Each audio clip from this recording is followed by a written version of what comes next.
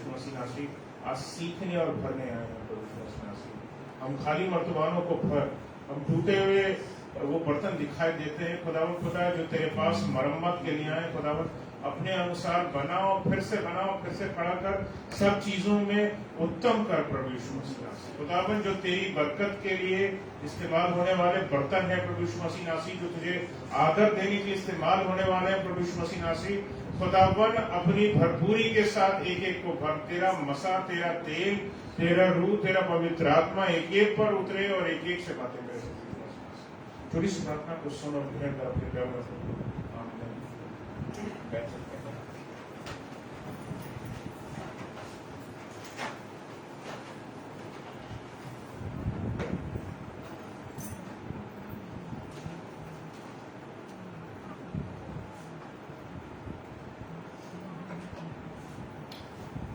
धन्यवाद हो कि उसने मुझे एक बार फिर से मौका दिया है कि मैं उसके वचन को बांट सकूं, सीख सकें हम सब।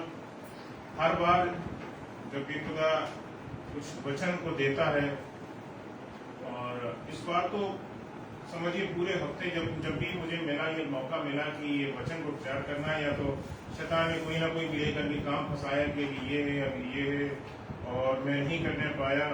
और कभी कभी बैठा सोचने के लिए क्या करूं, क्या वचन हो खुदा बाप, लेकिन वचन नहीं मिला। और 2 दिन पहले की आसपास की बात है, और खुदा ने एक वचन दिया, और वो वचन एक ऐसा है जो अगर व्यक्ति हृदय से उस वचन को रिसीव करे तो हमारी भलाई के लिए है। और ये वचन का जो टाइटल है, विषय जो मैंने इस चीज को रखा है, वो ये है, या तो प्रार्थना करें या नाश हो और दुख हो।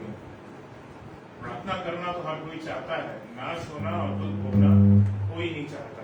Nobody wants to perish, nobody wants to die। कोई आंसुओं से लबरेज नहीं रहना चाहता।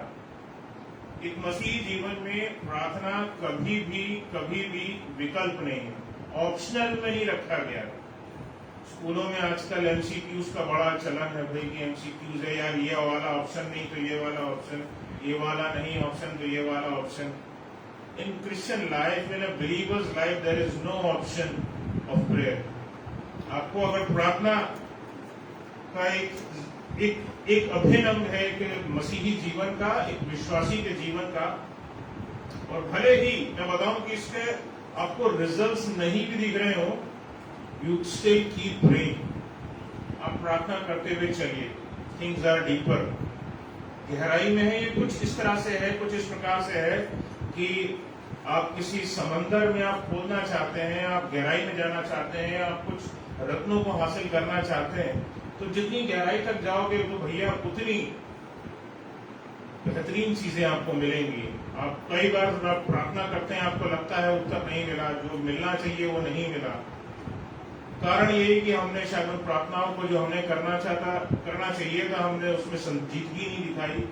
हमने बस एक फौरी तौर पर लेकर के कर दिया कि लो प्रार्थना है, प्रार्थना करनी है, बोला गया है करना है, विषय है प्रार्थना करना है, भाई ने बोला था प्रार्थना करना, बहन ने बोला था प्रार्थना करना है, हमने ली और प्रार्थना किया और करके हमने छोड़ दिया। We need to pray and pray regularly, और हमें उसके लिए करते रहना है। हम सिर्फ दूसरों की बात नहीं कर रहे, हम अपने परिवार के लोगों के लिए, अपने विषय के लिए भी मैं यही बोलना चाहूंगा। दिस इज समथिंग विच हमें इस चीज को भूलना नहीं है। Keep on praying, keep on praying. ये विकल्प नहीं है। प्रार्थना गंभीरता के साथ में करें, इसको अदरवाइज में ना लें। अक्सर बोलते हैं ना कि भैया कि ये मुसीबत हम पर क्यों पड़े, प्रार्थना कर लो भैया, बोला गया है प्रार्थना कर लो।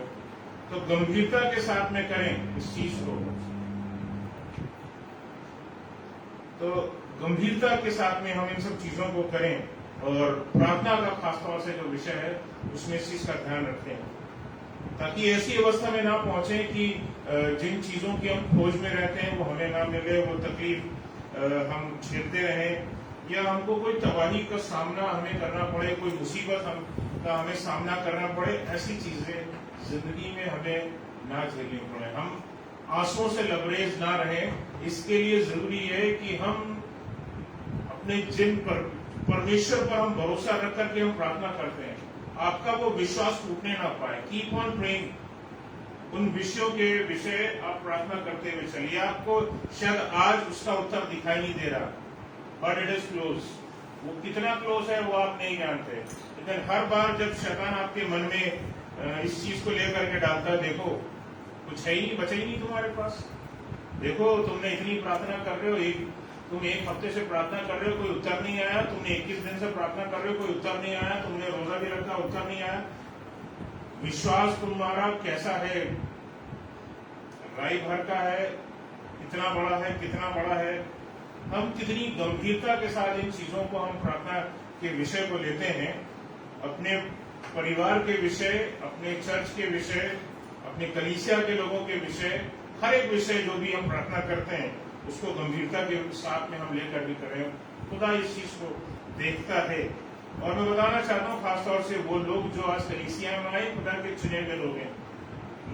मेरी तो हमेशा जब भी प्रार्थना रहती है संडे से पहले यही रहती है कि खुदा तू बरबस लोगों को अपने भवन में लेता, और ये भी प्रार्थना करता हूँ खुदा जैसे तेरी मर्जी है वैसी पूरी होने पाए। तो आज पहली वाली तो पूरी नहीं हुई, लेकिन दूसरी वाली जो इच्छा है वो पूरी हो गई है कि खुदा की इच्छा पूरी हो। कभी कभी ऐसा भी होता है कि हमारे सम्मुख ऐसे लोग होते हैं जो उतने तैयार नहीं होते कि परमेश्वर के वचन को रिसीव करें, उन बातों को रिसीव करें। खुदा ने आज उन लोगों को मैं मानता हूँ कि खुद ब खुद उनको अलग करके रखा हुआ है, लेकिन आज खुदा के चुने हुए लोग उसके करीब हैं। God ordains people. आप ordained people है। It's not like an ordained pastor, but God ordains people also. खुदा अपने लोगों को चुनता है। जब खुदा किसी को चुनता है, आप लोगों को चुना है उसने कि उसके भवन में हाजिर हो। इस दुनिया में अभी भी आपके लाखों करोड़ों लोग होंगे जो सड़क पर घूम रहे होंगे, लेकिन खुदा ने आपको चुना। God picked you and brought you in His own home. अपने घर में, अपने भवन में लेकर के आया। उसका मकसद है, बेटा मैं आप लोग को सिखाना चाहता हूँ, ये दिल, ये हृदय लेकर के हमेशा परमेश्वर के भवन में उपस्थित हुई है। God ordains human being. खुदा जिसको चुनता है और आप वो लोग हैं।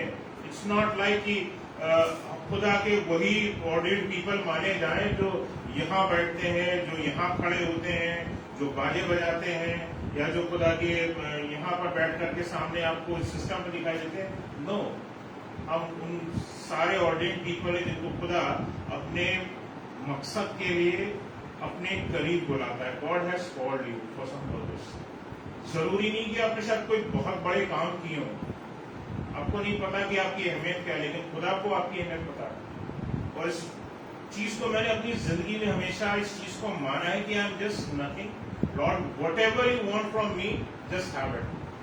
क्योंकि मुझे नहीं पता कि मैं किस मोल का हूँ, मेरा मोल क्या है कि नहीं है।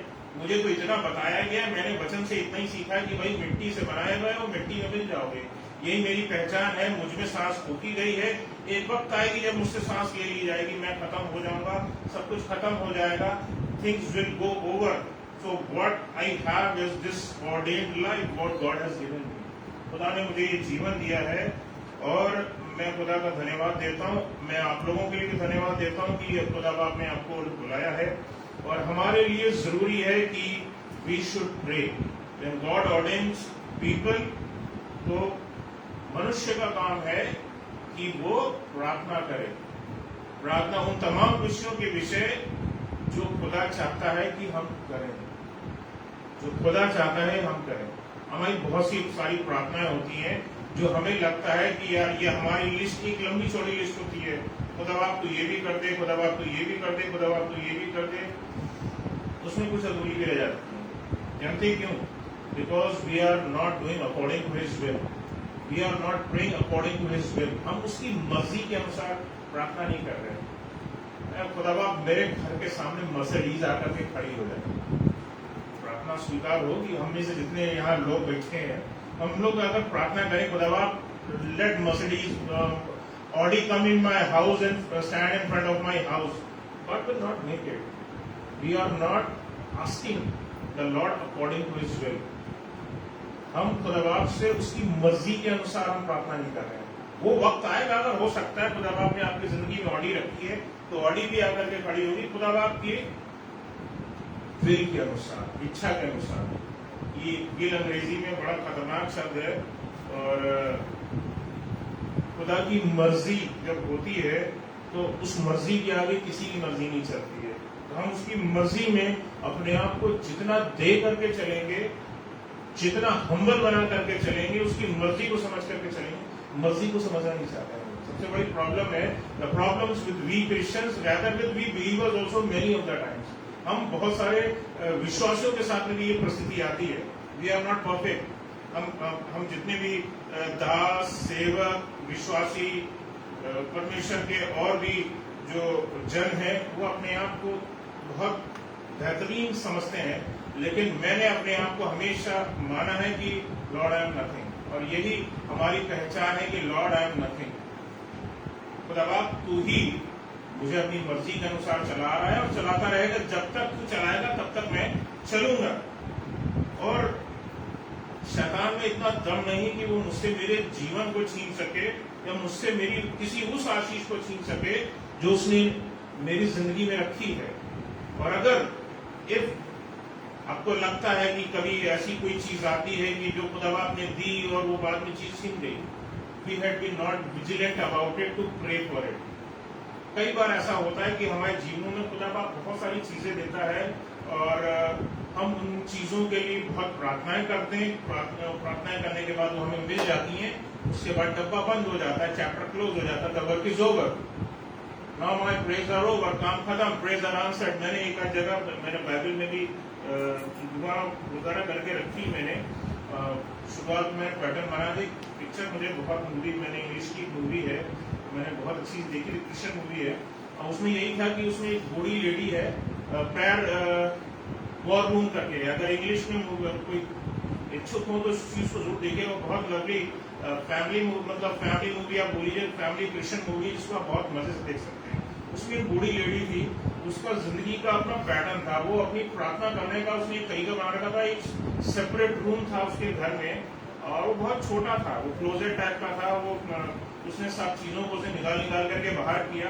उसके बाद में उसने एक छोटा सा बोर्ड लगाया, और वो उनको जिसके विषय में उसको प्रार्थना करनी थी, वो उठा करके वहां पर वो चिट लगा दी जाती थी, I have to pray for this. इसकी प्रार्थना मुझे इस दिन से करने को मिली, वो तारीख लिख देती थी। और उसके बाद वो क्या करती थी कि वो उसके बाद में जब वो प्रार्थना आंसर हो जाती थी, तो जिस तारीख को आंसर हो गई, वो उस तारीख पर वो तारीख डाल देती थी, prayer answered so and so date. अब बोलोगे यार इसमें क्या मजा है? बात है, प्रॉब्लम ये है कि उस स्त्री ने वो तरीका ढूंढ निकाला अपनी सामर्थ्य खोजने का। जब वो निर्बल होती थी, जब वो टूट जाती थी, तब वो उसी बोर्ड के सामने जाती थी, These are the prayers I did from God and God answered it। ये प्रार्थनाएं मैंने खुदा से करी और खुदा ने इनका उत्तर दिया है। बेटा अभी निराश मत हो, अभी है रखा हुआ। शायद एक हफ्ता, शायद एक साल, I don't know how many days, weeks, months, God will answer your prayers। आपकी प्रार्थनाओं को खुदा जरूर उत्तर देगा। You have to pray according to His will। Both seas are waiting। और इसमें दुख भी आता है, क्लेश आता है शैतान की ओर से। खुदा क्लेश नहीं देता। God doesn't want us to perish। आज का टॉपिक मैंने ये लिया ना, प्रे और perish. Pray is are to be done to the God, but we perish of our own will. हम अपनी मर्जी के अनुसार दुख को भोगते हैं। जब हम दुख को भोगते हैं तो शैतान ही हमें वो दुख भोगवाता कहीं ना कहीं। तो हम क्या करना चाहते हैं? हम आंसुओं के सैलाब में डूबते हैं। तो क्यों डूबते हैं? क्योंकि हमने एक ऐसा मार्ग ढूंढ लिया जो खुदा ने हमारे लिए नहीं रखा। बोलना चाहता हूं, when God ordains a person and prays the prayers which when answered will bring to pass what God has ordained। जब हम प्रार्थना करना हम शुरू करते हैं और प्रार्थना करते हैं, प्रार्थना करते रहते हैं और उसकी मर्जी के अनुसार प्रार्थना करते हैं, तो उत्तर अवश्य आता है। और नहीं तो आप खोदते चलिए खोदिए, जितना गहराई में जाएंगे समंदर में, फिर आपको रत्न नहीं मिलेंगे, क्योंकि आप जहां खुदा चाहता है कि तुम काम करो वहां नहीं काम कर रहे हो। भेजा जाए, अगर आपको निन्वे भेजा जाए और आप तरसुस की ओर भाग रहे हो, तो भैया आपका मसला हल नहीं होने वाला। आपको जाना निन्वे ही है। That's your work place. That is the place where God wants you to be. वो जगह वो है जहां खुदा चाहता है कि आप हो। ठीक है, वो प्रार्थनाएं जो हमें करनी है, खुदा चाहता है कि हम उन विषयों के विषय प्रार्थना करें। औरों ने शायद उन विषय अपनी भर करके प्रार्थना नहीं करी। पता नहीं कौन सा व्यक्ति आपसे प्रार्थना करने के लिए बोलता, पता नहीं उसने आपसे प्रार्थना करने से पहले न जाने कितने लोगों से उसने बोला कि भैया मेरे लिए प्रार्थना कर दीजिएगा, बहन हमारे लिए प्रार्थना कर दीजिएगा, लेकिन उसको उत्तर नहीं मिला। इस चीज को हमेशा अपने प्रार्थनाओं में यकीन रखिएगा, जब भी आप प्रार्थना करते हैं, just not a one day one time answer. ये एक वक्त की प्रार्थना से काम नहीं बनेगा, छड़ी लगानी पड़ती है। You have to keep on going, प्रार्थना करते रहना पड़ता है, तब मिलेगा। अपने बच्चों के लिए आप प्रार्थना कर रहे हो, अपने घर परिवार वालों के लिए प्रार्थना कर रहे हो, अपने चर्च के लोगों के लिए प्रार्थना कर रहे हो, या कोई भी जनरल प्रेयर जो आपसे कही जाती है, उन चीजों के विषय लग करके प्रार्थना करिए। आप बड़ी बड़ी कन्वेंशन को होते हुए देखते हैं, बहुत सारी कन्वेंशन होती है, लगता है कि सफल नहीं हुई, यार इतना बड़ा किया लेकिन मजा नहीं आया। लेकिन कभी कभी आप देखते हैं कि यार छोटी सी मीटिंग हुई है, लेकिन उसमें खुदा की आत्मा की भरपूरी दिखाई देते हैं। क्यों? क्योंकि उसके लिए पहले दुआओं की छड़ी लगाई गई, उसके लिए रोजे रखे गए थे, उसके लिए आंसू बहाए गए थे। हमें वही करना। और हर संडे के लिए भी जब यहाँ पर आते हैं ना, तो पूरे 6 के 6 दिन बल्कि 7 दिन आप इसके लिए प्रार्थना कीजिए कि जो आप आते हैं कि आप अपने आने के लिए यहाँ प्रार्थना करें, लोग इस भवन में आए उसके लिए प्रार्थना करें, लोगों की प्रॉब्लम्स के लिए प्रार्थना करें। You do not need to tell, लोगों को बताने की जरूरत नहीं है भैया मैं आपके लिए प्रार्थना कर रहा हूँ। आप बस खाली लोगों से पूछते रहिए, आपने भैया वो प्रॉब्लम बताई थी, भैया आपकी सॉल्व हुई थी बहन, मैंने आपके लिए आपने जो बोला था क्या हुआ उस चीज का। You don't need to just present yourself to the before the world. जरूरी नहीं कि आप उन चीजों के लिए लोगों को बताएं, बस खुदा के सामने रखे रहिए। इस दुनिया के लोग आपको कुछ नहीं दे सकते। They are empty handed. They came empty handed and they will leave empty handed. Even Alexander the Great was empty handed. Sikandar महान भी दुनिया में खाली हाथ आया था, जब वो गया तो भी खाली हाथ था। कब्र के बाद जो था उसके कॉफिन के बाद उसके हाथ थे, वो दिखाता कि क्या देखो मैं दुनिया जीतने चला था लेकिन खाली हाथ जा रहा हूँ। हमारे पास क्या है? यही लोग हैं, चंद लोग जो खुदा बाप ने हमें दिए हैं। कोई अगर थोड़ा मुड़ जाता है, कोई अगर विमुख हो जाता है, तो पकड़ के लाना हमारा काम है ना, मोहब्बत से काम चलाना हमारा काम है ना। कोई हमसे बैर रखता है तो प्रेम से उसको जवाब देना, प्रेम में बने रहना, प्रेम के साथ चलना हमारा काम है। This is our work, this is how we have to do it. Yeshu Masih ने यही तो किया अपने जीवन में, हमें ऐसे ही जीवन जीना है। This is what we are to do over here. If Jesus suffered, उस पर थूका गया, आपके ऊपर थूका गया, आप बोलेंगे नहीं भैया आपको कोड़े मारे गए क्या? नहीं मारे गए। यीशु मसीह ने कोड़े खाए, यीशु मसीह ने सलीब उठाई, आपने सलीब उठाई? नहीं उठाई। यीशु मसीह को पहाड़ से धक्का देने की कोशिश करी गई, आपको धक्का देने की कोशिश करी गई? नहीं करी गई। खुदा बाप चाहता है कि इस दुनिया में रहते हुए आप वो सारे काम करें जिसको खुदा ने आपके लिए रखा है। वो तकलीफें जो यीशु मसीह ने सही है, वो शैतान की ओर से लगाए गए ऐसे तमाम बाड़े थे जहां यीशु मसीह फंसने नहीं पाए। हम भी फंसने ना पाए, इस चीज का हमें ध्यान रखना है। और जब सलीब पर चढ़े थे यीशु मसीह, तो पहला क्या था? कलमा, ये खुदावन इन्हें माफ कर दो, ये नहीं जानते कि ये क्या करते थे। He was still actually praying for us from the Lord. परमेश्वर यहोवा से वो हमारे लिए ही प्रार्थना कर रहे थे। So that's the power of the prayer. प्रार्थना की सामर्थ्य किसी चीज में हम इस चीज को जाने और समझें। जब हम उसकी मर्जी के अनुसार चलते हुए हम उसकी मर्जी के अनुसार हम खुदा से मांगते हैं, तो हमारी प्रार्थनाएं उत्तर लेकर के आती हैं। This is what God wants to tell you. इसलिए आवश्यक है प्रार्थना करने वाला व्यक्ति परमेश्वर की इच्छा से ट्यून हो। गिटार को ट्यून किया जाता है, इसको ट्यून किया जाता है भैया कि जो गाना है उसके हिसाब से है, एक बाजा दूसरे बाजे के साथ में ट्यून करे, सब कुछ प्रॉपर हो, रिदम में हो, सब चीज इस तरह से की जाती है। सो आवश्यक यही है कि प्रार्थना करने वाला जो व्यक्ति है वो परमेश्वर की इच्छा के साथ में ट्यून होना चाहिए। He should be tuned with what God is wanting from us. हम उसकी इच्छा के अनुसार चलें, उसकी इच्छा के अनुसार हम काम करें, अपनी मर्जी के अनुसार काम नहीं। हमारा दिल बहुत कुछ करता है कि हम खुदा के लिए करना चाहते हैं, हम खुदा के लिए कहना चाहते हैं, खुदा के लिए काम करें। It's time to ask God what you want from us, Jesus what you want from us, Yeshu Masih आप मुझसे क्या चाहते हैं। मैंने बहुत सेवा करी है, लेकिन आज आपकी सेवा आपके कहे के अनुसार मैं करना चाहता हूँ। आज मैं आपकी सेवा आपके कहे के अनुसार करना चाहती हूँ। हर व्यक्ति को इस चीज को जानना है, समझना है। सेवा ये नहीं है कि कुछ भी उठाया, भैया हाँ भैया थाली ले चलना शुरू करो, भैया जो भी बोला गया है जो भी करना है कुछ भी उठाओ करना शुरू कर दो। नहीं, वो बिफोर द लॉर्ड, वो बिफोर द लॉर्ड। अदरवाइज जानते हैं प्रॉब्लम क्या है। अब काम तो शायद कलीसिया के बहुत सारे कामों को कर ले जाएंगे। The real problem is you are not over there where you have to be. Ninve की बजाय आप तरसुस घूमते रहेंगे और काम नहीं होने पाएगा। मजा तो निन्वे में है, निन्वे में बाद में उद्धार आया, मजा तो निन्वे में है। जिंदगी बदलने पाती है, चीजें बदल नहीं पाती हैं।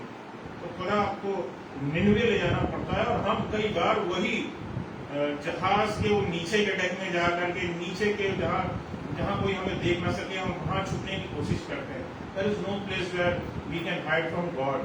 परमेश्वर से हम कहीं नहीं छिप सकते। प्रार्थना करने के जो विषय खुदा ने हमें दिए हैं, उन विषय प्रार्थना करते रहे, उसके सम्मुख बने रहे, उसके सम्मुख चलते रहे। हमारे लिए ये जरूरी है, इस चीज का हम अपना ध्यान रखें। एक जगह चलेंगे, निकालेंगे, पढ़ेंगे हम लोग। पहला यूहन्ना और उसकी 14वीं आयत है। पहला यूहन्ना 5 अध्याय उसकी 14वीं आयत। और बताना चाहता हूं कि परमेश्वर जो है अपनी इच्छा के विरुद्ध की गई प्रार्थना को नहीं सुनते, नहीं एक्सेप्ट करते। अगर नहीं जाए तो मैं आपको वचन यहाँ से पढ़ूं। और हमें उसके सामने जी जो हियाव होता है जी वह यह है जी कि यदि हम उसकी इच्छा के अनुसार जी कुछ मांगते हैं जी। तो वह हमारी सुनता है। हम उसकी इच्छा के अनुसार हम कुछ मांगते हैं तब वो हमारी सुनता है, उसकी इच्छा के अनुसार। और उसके लिए लिखा रखा है कि आप होना जरूरी है। Patience is a great thing. मसीही जीवन में वो पेशेंस होना चाहिए। एक दिन में वो काम नहीं होता। पता करने को तो वो पल भर का तो वक्त होगा कि मूसा ने लाठी मारी, वो 2 हिस्सा हो गया। हम भी ये चाहते हैं खुदा करिश्मा हो जाए, हम किसी के सर पर हाथ रखते हैं, आज मुआवजा हो जाए। कभी कभी हो भी जाता है, कभी कभी नहीं भी होता है। We have to keep praying, we have to be persistent in faith and prayer. हमें विश्वास में और प्रार्थना में लगे रहना पड़ता है। Things will return as answers. उत्तर बन करके आपकी प्रार्थनाएं लौटेंगे। The praying person should know what God wants. प्रार्थना करने वाले व्यक्ति को ये पता होना चाहिए कि खुदा उससे चाहता क्या है, खुदा की मर्जी क्या है। एक कठोर आयत पढ़वाना चाहूंगा जिसको कई लोग जो है वो पढ़ना नहीं चाहेंगे या इसको शायद धोखा मान लेंगे, लेकिन ये बात यीशु मसीह के मुख से ही निकली है और इसको हम ग्रहण कर लें। सभी लोग तो हमारे लिए अच्छा है, ऊपर से लेकर के नीचे तक के लोगों के लिए, सभी के लिए है। निकाल लें एक जगह और लूका 12 अध्याय और उसकी 47वीं आयत हम लोग पढ़ेंगे। लूका 12 उसकी 47वीं आयत।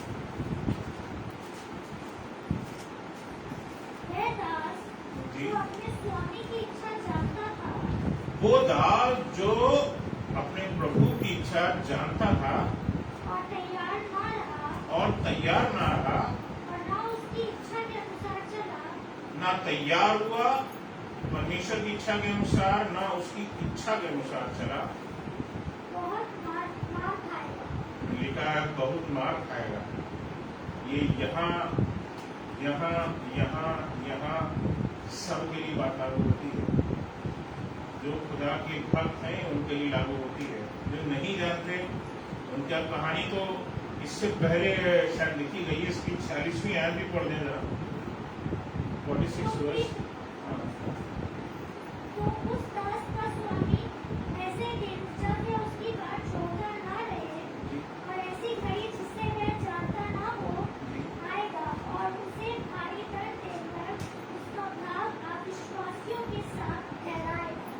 If you are a believer, अगर आप विश्वासी हैं, खुदा आपके भाग को अविश्वासियों के संग ठहरा दे, आपको सब पसंद आएगा।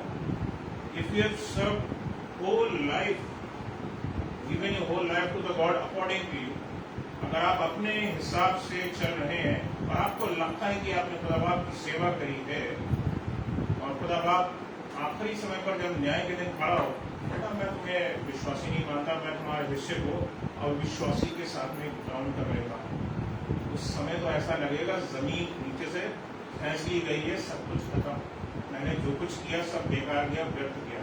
अभी तक मैं निन्वे की प्रचार करने के बजाय मैं अभी तक तरसुस टहल रहा है ना। ये चीज लिखी है। तो उस दास का स्वामी एक ऐसे दिन जब उसकी बाट जोता ना रहे, यानी हम जो दास हैं, सेवक हैं, खुदा के बिलीवर हैं, खुदा के चुने हुए लोग हैं, खुदा के ऑर्डेन्ड पीपल हैं, जब उसके अनुसार हम नहीं चलेंगे, कितना भयानक चीज ये लिखी है। इस हिस्से को जब मैंने पढ़ा तो मेरा दिल दहल गया। इसमें लिखा था उसका भाग अविश्वासियों के साथ ठहराया जाएगा। We will be considered unbelievers, non-believers. अन्य जातियों के लिए नहीं लिखा है, अन्य जाति वर्ड नहीं लिखा है, लिखा है अविश्वासी। अविश्वासी वो है जिसने खुदा पर विश्वास नहीं किया, जिसको भरोसा करना चाहिए था। और अगर हमें अविश्वासी खुदा ठहरा दे, दुनिया ठहराती रहे हमें अविश्वासी, हमें कोई दिक्कत नहीं, लेकिन अगर खुदा भी हमें अगर अविश्वासी ठहरा दे, हमारे हिस्से को, हमारे भाग को अविश्वासी ठहरा दे, फिर भैया इससे ऊंची बड़ी कोई अदालत नहीं है जहां तुम जाकर के अपनी पिटीशन लगा पाओ, आपकी प्रार्थना सुनी जाए। This the supreme court of justice of the whole universe. और वो कहता है, वो परमेश्वर का वचन, वो यीशु मसीह यहाँ इस वचन में कहता है कि उसका भाग अविश्वासों के साथ ठहराया जाए। हमारी स्थिति ऐसे अविश्वासों के संग ना ली जाए। आपकी जो भी सेवकाई है वो अविश्वासियों के समान ना हो। आपका जो कुछ भी मेहनत, सेवा, प्रार्थना जो कुछ भी करते हैं वो अविश्वासियों के साथ ना गिनी जाए। इसकी 48वीं आयत पढ़ दें, वो भी थोड़ी भयानक है, हालांकि थोड़ी कम दिखती है। लिखा, परंतु जो नहीं जानकर मार खाने के योग्य काम करे वह थोड़ी मार खाएगा। थोड़ी राहत मिलती है कि जो नहीं जानता, ये अन्य जातियों के लिए या ऐसे लोग जो इस चीज को जानकार नहीं है, लेकिन आज आप इन चीजों को जान चुके हैं, तो आप ये वचन आप लोगों के लिए लागू हो चुका है, ये आपको सिखा दिया गया है, ये हमारे लिए हो चुका है, ये यहाँ बैठे लोगों के लिए हो चुका है, ये यहाँ बैठे सामने बैठे लोगों के लिए हो चुका है, और हमारे ऑनलाइन लोग जो वचन सुन रहे हैं उनके लिए भी ये बात हो चुकी है। 48 में लिखा, परंतु जो नहीं जानकर मार खाने के योग्य काम करे वह थोड़ी मार खाएगा, इसलिए जिसे बहुत दिया गया है उससे बहुत मांगा जाएगा। God has given you much, you have to return much। और अब आपने आपको बहुतायत के साथ आशीष दी है, उसका इस्तेमाल सही ढंग से कीजिए। 3 तोड़ा दिया गया है तो भैया बदल करके 6 तोड़ा दो, 5 दिया गया है तो 10 करके लौटाओ। मिट्टी में लेकर के दबा मत देना, तरसुस मत भाग जाना। आपको पलट करके रिप्लाई करना है, आपको खुदा को रिप्लाई करना है। और वो अगर खुदा की छोड़ करके आपकी वो कर ले, भैया कि मैं तुझे नहीं जानता, I do not no you, वो स्थिति सबसे भयानक स्थिति है। आपका परमेश्वर, हमारा परमेश्वर अगर हमसे मुंह मोड़ ले और कह दे भैया कि मैं तुझे नहीं जानता, बहुत भयानक चीज है। बुद्धिमानी इसी में है कि अपनी प्रार्थना 2 चरणों में करें। साधारण तौर पर हम हमेशा क्या होता है, जो भी विषय मिला लिया करना, प्रार्थना करना हमने शुरू कर दिया। But specially this is for the prayer warriors, for the spiritual warriors, जो आत्मिक योद्धा है, जो प्रार्थना योद्धा है, उनके लिए प्रार्थना 2 चरणों में है। उनको 2 चरणों में जा करके प्रार्थना करना जरूरी है। पहली ये कि पहली प्रार्थना के द्वारा पता करें प्रभु की इच्छा क्या है। This is the first thing. Pray again to God and pray what he wants. अपनी इच्छा तो हम चलाते रहते हैं, मतलब आप बंगला दे दे, गाड़ी दे दे, ये कर दे, वो दे दे, मेरा बच्चा अच्छे स्कूल में एडमिशन हो जाए, ठीक है, बहुत सारी ऐसी प्रार्थनाएं करते हैं, मेरा ऑफिस में प्रमोशन हो जाए, मेरी तनख्वाह बढ़ जाए, ऐसी न जाने कितनी प्रार्थनाएं, अनगिनत प्रार्थनाएं, अनगिनत करोड़ों अरबों बार अरबों लोगों ने, खरबों लोगों ने करी होगी। पहली प्रार्थना के द्वारा पता करें, लिखा है पता, मैं बताना चाहता हूँ, पता करें प्रभु की इच्छा क्या है, what is the will of God. जिस प्रार्थना को लेकर के करना चाहते हो, अगर तुम एक ऐसी प्रार्थना लेकर के कर रहे हो जिसमें खुदा खुद इंटरेस्टेड ही नहीं है, वो रिजल्ट नहीं लेकर के आएगा, ठीक है। तो ये चीज, दूसरी चीज ये, सेकेंड थिंग इज दिस, कि जो दूसरा चरण है वो ये है, you have to labour in prayer that will of God be executed. कोई भी प्रार्थना जो आप कर रहे हैं इसके बाद में, जब खुदा ने उसके लिए हामी भर दी है, तो उसके लिए इसका मतलब हो गया, it's a green go, it's a yes signal from the God. Yes, pray for it. Up, you have to start praying and start praying till it is answered and pray after it also. उसके बाद ही प्रार्थना करनी है। आप बोलोगे बातें बताता हूँ, पहले इसलिए करना है क्योंकि खुदा आपने यस कर दिया है। रुके रहना, लेबर करना, मेहनत करना प्रार्थनाओं में, चाहे उसके लिए हमें रोजा रखना पड़े, हम उसके लिए रोजा भी रखेंगे, उन चीजों में हम करते रहें, प्रार्थना को हम करते रहें, and God will answer the prayers. And when the prayers will answer, वो आंसर हो जाए तो फिर हमें हमें प्रार्थना को रोक नहीं देना है, उसके बाद ही प्रार्थना करनी कि जो खुदा उन्हें दिया है उसका हम धन्यवाद करते हैं, and we will keep praying for it. It is something just like आपने एक नई बहुत बढ़िया 4 पहिया की गाड़ी खरीद ली है घर के बाहर, और बहुत बढ़िया, और आप बड़े मजे से कहीं आप निकले के या बाहर चले घूमे 4 पहिया गाड़ी में, बहुत प्रार्थनाओं के साथ मांगा था, और उसके बाद उसके लिए दोबारा फिर कभी प्रार्थना करना भूल गए कि लाओ यार अब गाड़ी मेरे घर के बाहर खड़ी हो गई है, अब दैट्स इनफ, वो हो चुका, वो काम मैंने जो प्रार्थना करी थी हो गया, अब इस गाड़ी के लिए मेरे को प्रार्थना नहीं करनी। जानते हैं उसका क्या होता है, उस गाड़ी पर स्क्रैच लगना शुरू होते हैं, और वो स्क्रैच यहाँ नहीं लगते गाड़ी पे, वो यहाँ लगते, अरे 20,000 का मक्का है, एक ठोकर लगी 30,000 जाएंगे, 40,000 जाएंगे। So it's happens like this. मैं सब कार का एग्जाम्पल ले रहा हूँ। There are many of the prayers जहाँ हम प्रार्थनाएं करते हैं, हमने बच्चों की प्रार्थना किया, तो अब हमारे बच्चे को पास कर देना, काम खत्म, वो बच्चा पास हो गया, बढ़िया डिवीजन से पास हो गया, काम खत्म। अब शैतान फिर वहां काम करना शुरू करेगा। आओ, आपने प्रार्थना करना छोड़ दिया अपने बच्चे के लिए। क्या करना था? हमें प्रार्थना करना था, हमारे बच्चे खुदावंद तेरी हुजूरी में बने रहे, और उनको तमाम बुद्धिमत्ता से भर, ताकि उन्हें संसार में भी जिस बुद्धिमत्ता के साथ में जीवन जीना है, जिस विजडम के साथ में उन्हें जीना है, उनको जीना सिखा। खुदावंद हम तो इनके सामने नहीं रहेंगे, एक वक्त आएगा जब हम मिट्टी में मिल जाएंगे, लेकिन तू ही है खुदावंद जो इनके साथ हमेशा बना रहेगा। इसलिए तू इनको अपनी बुद्धि से भरना, इनको अपने विवेक से भरना, और तू इनको विजडम दे। जब मैं सामने नहीं भी हूं तब इनको विजडम देना कि क्या करना है। आपके बच्चे विजडम से काम करेंगे। This how you have to do. इस तरह से हमें लेबर करना है, बाद में भी लेबर करना है, सिर्फ प्रार्थना में लेबर नहीं करना है। प्रार्थना खत्म नहीं हो गई, you have to do it afterwards also. बाद में भी काम करना है। आपके घर की चीजें जो घर में आती हैं, प्रार्थनाएं जब की जाती है तब तो बहुत बढ़िया रहता, बहुत बढ़िया चीज आ गई, हाथ रख करके पार्टी साहब दुआ कर दी है, दुआ हो गई, लवली हो गया, बहुत कुछ बढ़िया हो गया, अच्छी चल रही है। फिर अचानक से वो पता चला कि वो गाड़ी खराब होना शुरू हो गई, उसने कुछ मौका देना शुरू कर दिया। वो फ्रिज लिया था, वो प्रॉब्लम शुरू हो गई, वो टीवी लिया था, उसमें प्रॉब्लम आना शुरू हो गई। Why this is happened? Because we have stopped the prayers regarding the blessings what God has given us. उन तमाम आशीषों के विषय जो हमें खुदा ने दी हैं, उनके लिए भी हमें प्रार्थना करना है, that it remains with us and it remains with longer time with us। जितना समय खुदा ने उन आशीषों के लिए खुदा ने हमसे रखा है, वो चीजें होने पाए, वो सफलता से पूर्वक होने पाए, हम उसका आनंद उठाने पाए। हम अपने बच्चों को जब देखें तो हम कह सकें कि हमारे बच्चों पर हमारे खुदा बाप की आशीष है और ठहरी हुई है, हम देखें और कह सकें।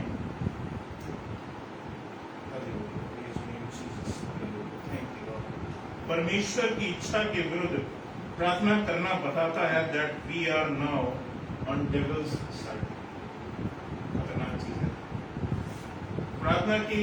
परमेश्वर की इच्छा के विरुद्ध अगर आप प्रार्थना कर रहे हो तो आपने ऑलरेडी अपने आप को शैतान के हाथों में सौंप दिया।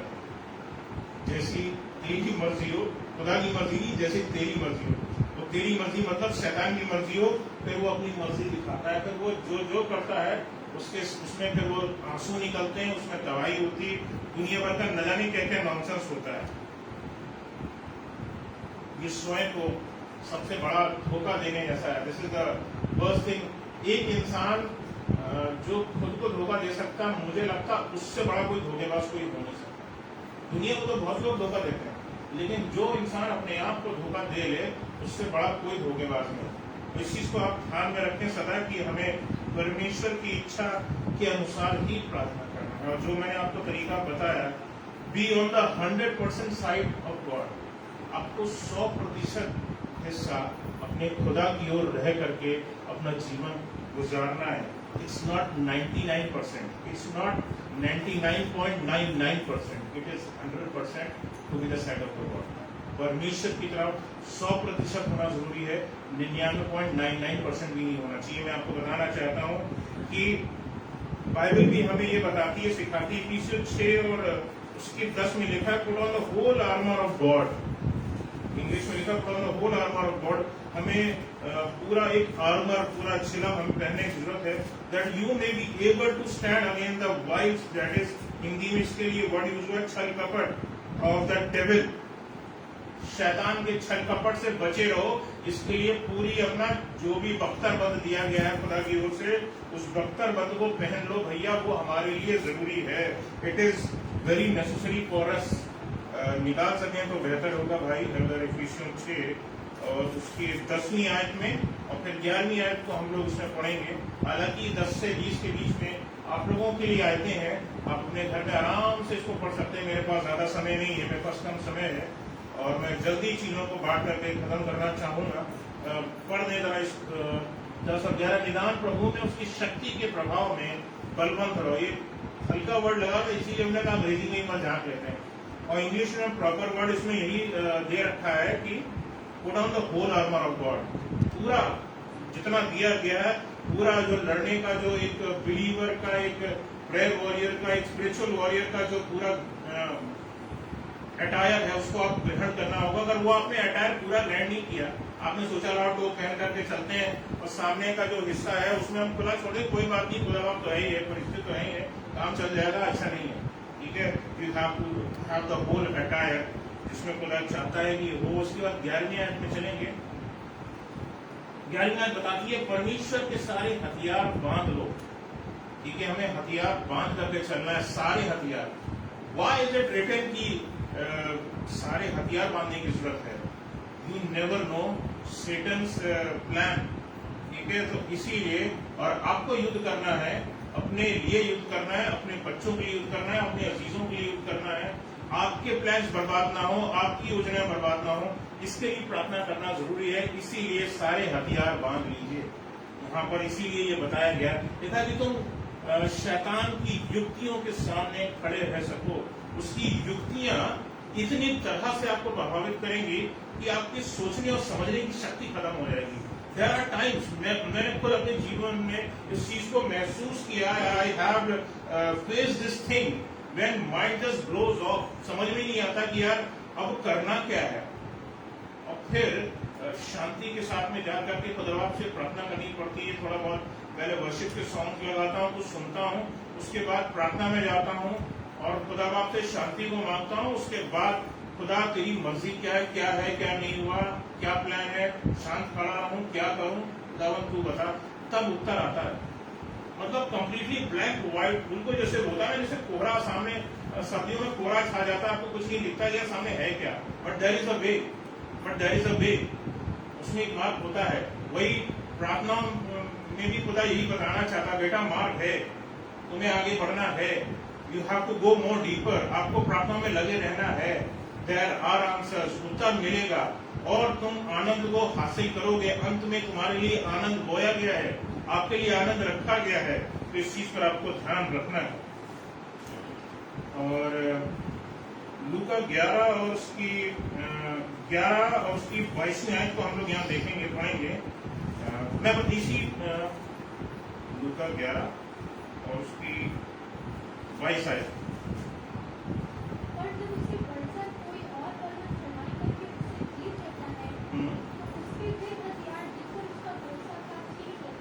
लिखा है उसके हथियार छीन लिए जाते हैं। It means what are the actually weapons that a prayer warrior, spiritual warrior is having? Obviously, हमारे पास कोई भाला तोप नहीं है, हमारे पास spiritual weapons है। और यहाँ पे क्या लिखा है, फिर से पढ़ दे बहन।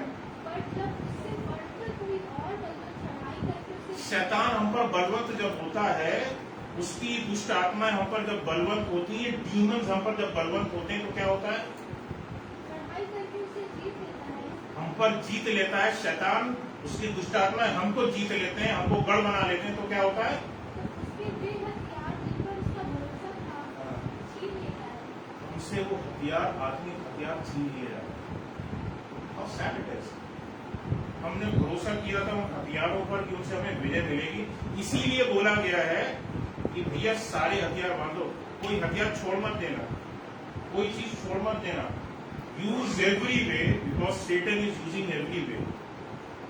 एंड मैं बताऊं, आपकी जिंदगी में दुख, क्लेश, आंसू, तकलीफ आ रहे हैं ना, तो be happy on God side because it means that you are loved by God very very much. आप, खुदा आपको बहुत बहुत प्यार करता है, आपके परिवार को बहुत बहुत प्यार करता है, खुदा आपको बहुत बहुत प्यार करता है। और इसीलिए शायद वो क्लेश शैतान की ओर से आपके जीवन में आया है, आपके परिवार में आया है, आपके बच्चों पर आया है, आपके कलीसिया में आया है, हमारी कलीसिया में आया है, इसीलिए आया है कि because our church is blessed, because our family is blessed, because we are blessed. हम खुदा में आशीषित हैं, हमारी कलीसिया आशीषित है, हमारा परिवार आशीषित है, हमारे घर का अगुआ आशीषित है, हमारा कलीसिया का अगुआ आशीषित है। इस चीज को आप अपने हृदय में गांठ बांध करके रख लीजिए।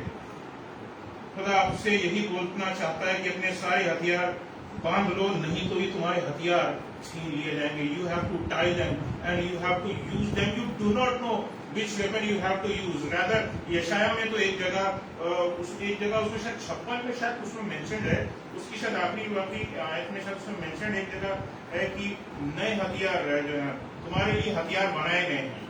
ठीक है, उसमें दिया था तुम्हारे लिए हथियार बनाए गए। That means every time when God makes a new person, हर बार जब खुदा एक नए व्यक्ति की सृष्टि करता है तो शैतान को भी नई योजना के साथ में सामने आना पड़ता है कि खुदा बाप ने पिछले वाले से कुछ उत्तम बनाया होता है।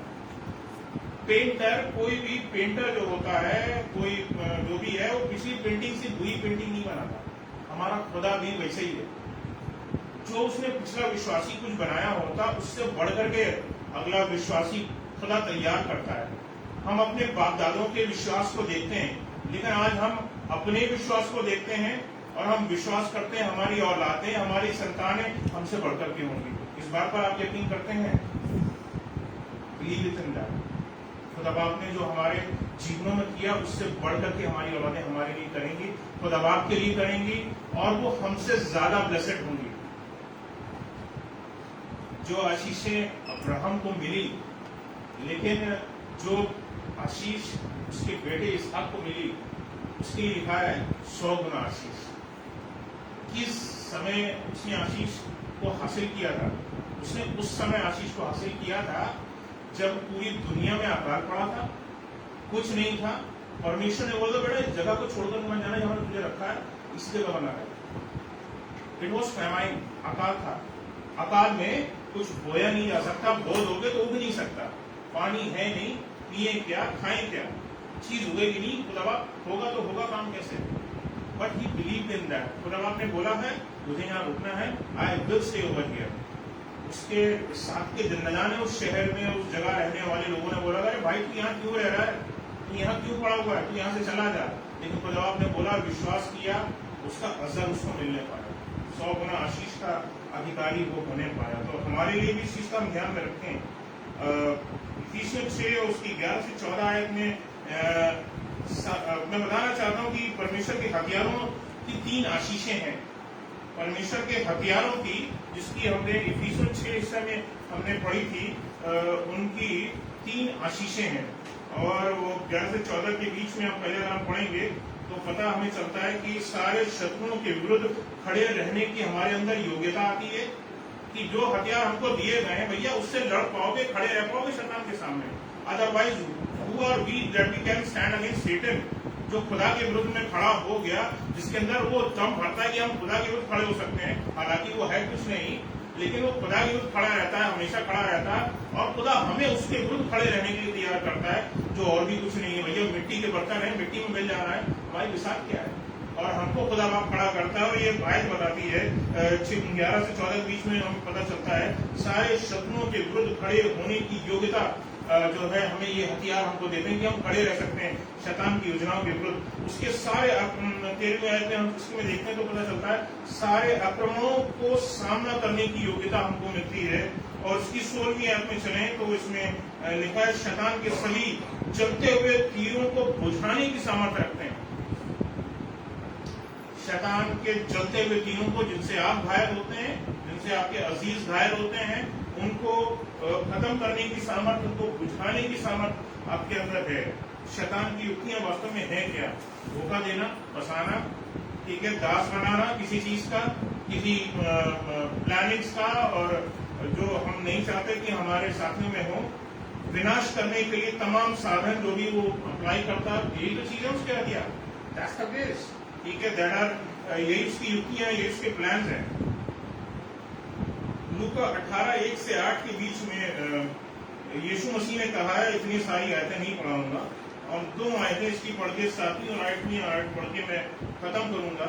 और यहाँ पर लिखा है कि क्या परमेश्वर अपने चुने हुओं का न्याय ना चुकाएगा और रात दिन जो उसकी दुहाई देते रहते हैं, और क्या वह उनके विषय में देर करेगा? खुदा देर नहीं करता। जब हम प्रार्थनाएं करते हैं हमें लगे रहना है, और किस अर्नेस्टनेस के साथ में, किस लगाव के साथ में हम प्रार्थना को करते हैं। सिर्फ प्रार्थना को करना है, बात ये नहीं है, लेकिन हम किस लगाव के साथ में हम प्रार्थना करते हैं। हमसे बोला जाता है भैया इस भाई के लिए प्रार्थना कीजिएगा, इस बहन के लिए प्रार्थना कीजिएगा। हमारा उसके अंदर एक लगाव क्या है उस व्यक्ति के लिए? यस वी आर प्रेइंग, हमसे बोला गया, एक नाम दे दिया गया, विषय दे दिया गया, इसके लिए प्रार्थना करना। How much are we really connected? God sees our heart. परमेश्वर हमारे हृदयों को देखता है। हम एक पोथी पथरी लेकर के बैठ गए कि यार ये हमारे पास एशिया में ये खरीदना, खुदा ये नहीं देखता।